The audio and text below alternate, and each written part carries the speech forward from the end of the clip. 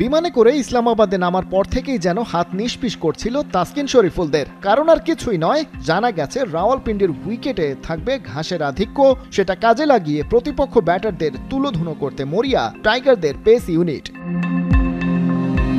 এমনিতে রাওয়ালপিন্ডির মাঠ batting paradise, তবে স্বাগতিক পাকিস্তান যখন তাদের দলে থাকা একমাত্র স্পেশালিস্ট লেগ স্পিনার আবরার আহমেদকে সরিয়ে দিল, তখন থেকেই মোটামুটি পরিষ্কার স্পিনাররা তেমন একটা সুবিধা পাচ্ছে না আসন্ন টেস্ট সিরিজে। তবে কি বাংলাদেশও একই পথে হাঁটবে? স্পেশালিস্ট স্পিনার তাইজুলকে কি তবে সিরিজটা কাটিয়ে দিতে হবে সাইড বেঞ্চেই? উত্তরটা অবশ্য কদিন আগেই দিয়েছেন টাইগারদের পাকিস্তান সফরে স্পিন কোচের দায়িত্বে থাকা মুশতাক আহমেদ। পাকিস্তানি কোচের ব্যাখ্যা, কেবল উইকেট তুলে নেওয়ার জন্যই নয়, পেসারদের বিশ্রাম দিতেও স্পিনারদের ভূমিকা রাখতে হয়। आई थिंक वेरी स्पिनर्स को हमेशा टेस्ट मैच में आपको जरूरत होती है स्पिनर को, नॉट ओनली गेटिंग विकेट्स लेने के साथ साथ आपको अपने फास्ट बॉलर को रेस्ट भी देना होता है।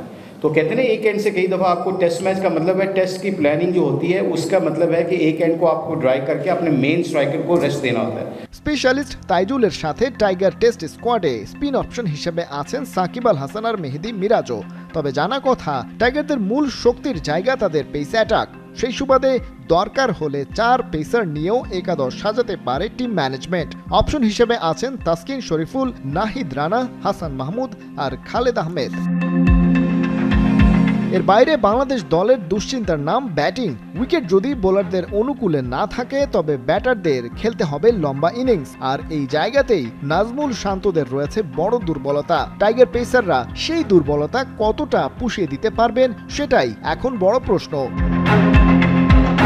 খালিদ জামিল, ৭১।